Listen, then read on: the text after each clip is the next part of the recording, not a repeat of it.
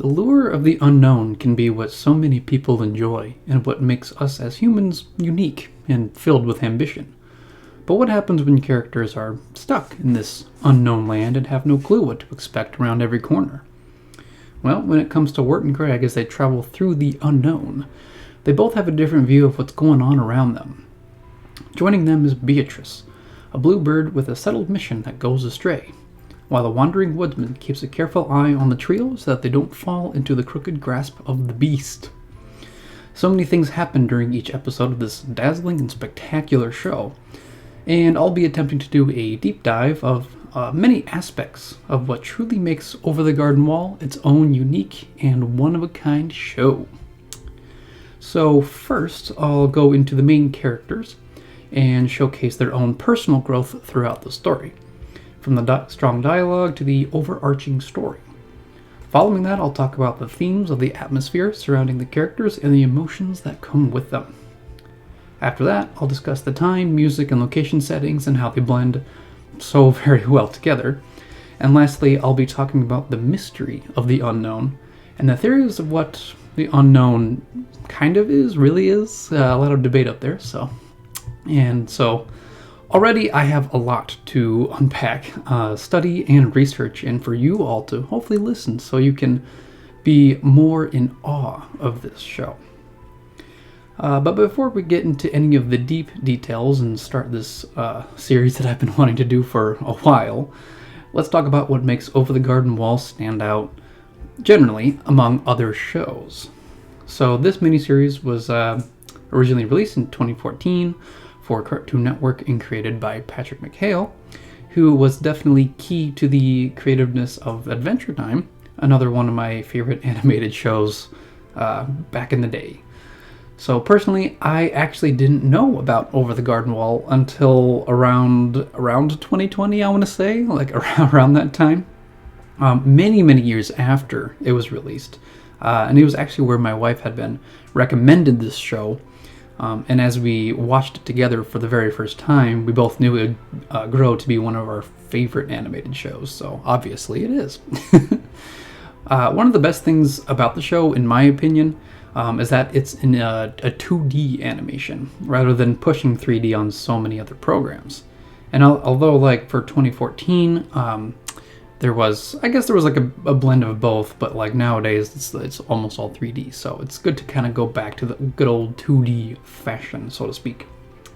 Something about the 2D animation really pushes this sort of like foggy sensation of nostalgia, especially for those who are like 90s kids, like myself.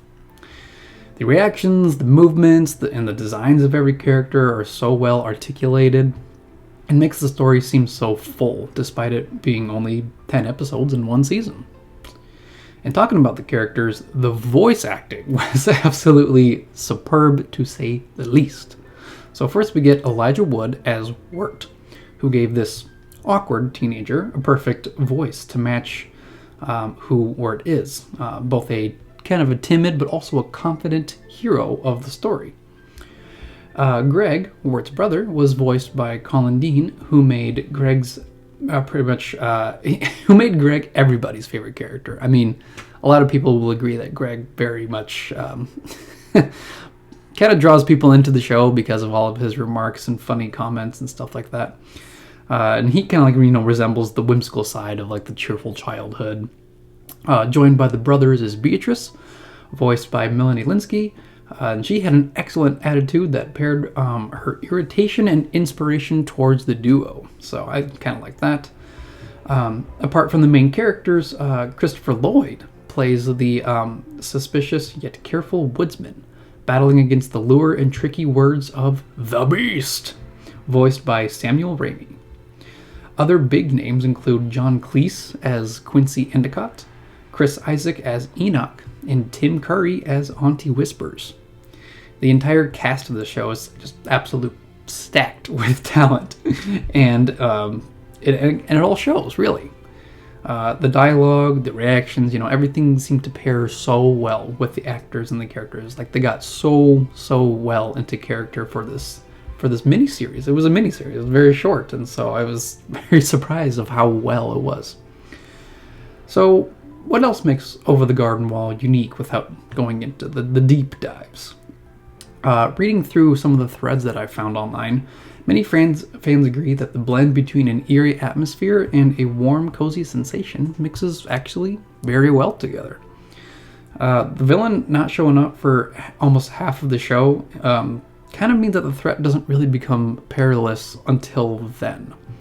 The joyful side of Greg showcases the thrill of finding and seeing so many new things, while Wirt's paranoid and anxious mind shows the audience the true unsettling sense of what the unknown is, a place for wandering souls to walk endlessly through the woods until the beast catches up to them.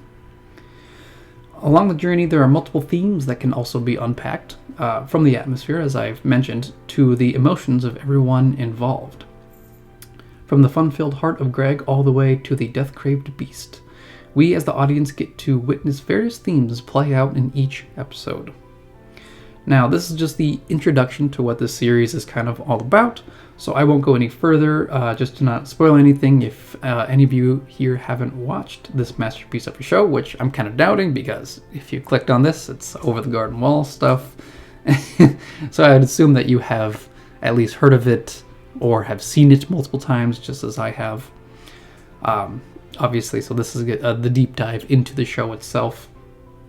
And I'm very excited to start this series, actually. I know that a lot of you have probably listened to my own audiobook of Over the Garden Wall, which was very, very fun to work on. It actually took some time, too, because I had to write out a lot of it. Like, pretty much the whole thing. I was kind of like what I'm doing here is that I'm kind of reading off of the script here for the episode. And I'll be doing this for each episode, so I'll be reading off the script here.